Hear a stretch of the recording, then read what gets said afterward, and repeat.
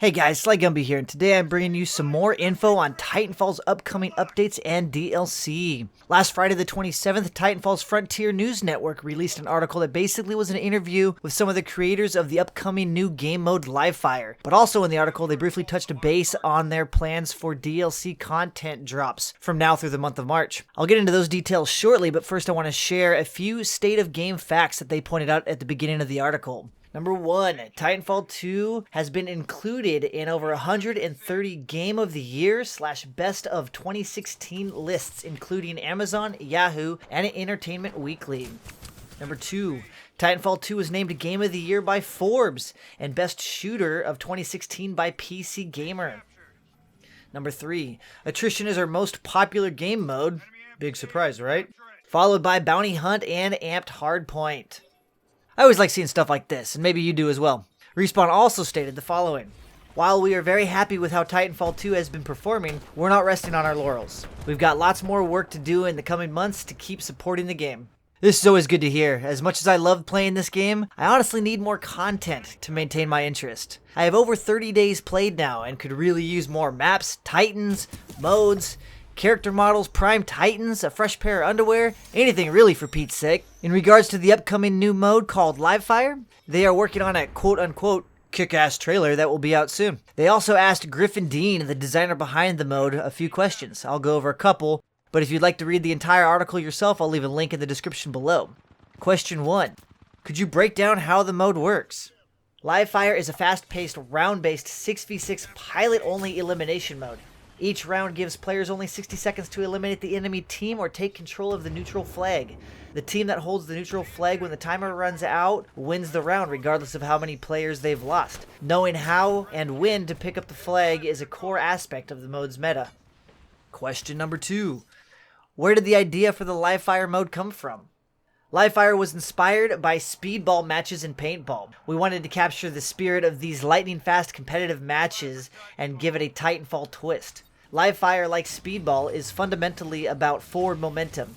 You have to advance against the enemy, attack aggressively without hesitation, and make split-second decisions that can make or break your team's victory. Question number 3. How are the maps different than what we've seen before in Titanfall?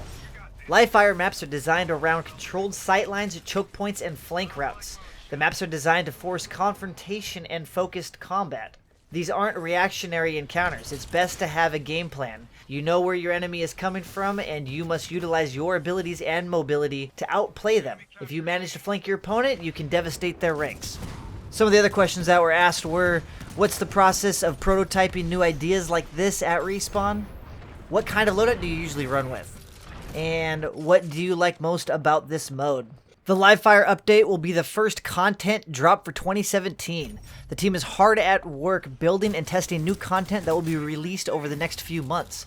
Respawn is not prepared to reveal all the full details yet, but can confirm a couple things to expect after the Livefire update.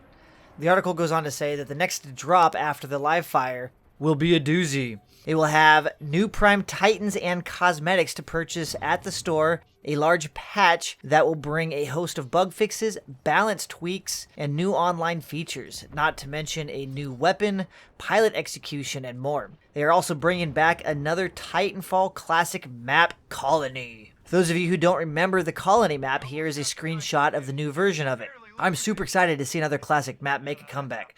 I'm also glad to see them acknowledging new content and updates and giving out a slight roadmap of their future plans. But at the same time, I was actually a little let down after reading this article. I was expecting Livefire to come out this month, January for those of you watching at a later time, and to have a new content drop in February with new Prime Titans and cosmetics and more than just one new map. I'm even a little bit more disappointed in the fact that we have to wait until March for just one new map. And that map isn't even a new map. It's a reskin of a classic. I'm not going to complain, but I hope they step up their game when it comes to the content drops. Maybe it's asking too much, but a reskinned classic map every month on top of maybe a brand new map every month or every other month seems reasonable to me. Maybe not. You guys let me know what you think. Also, what other classic maps would you love to see make a return? Any predictions on what Prime Titans will be released in March? I'm hoping on North Star, baby.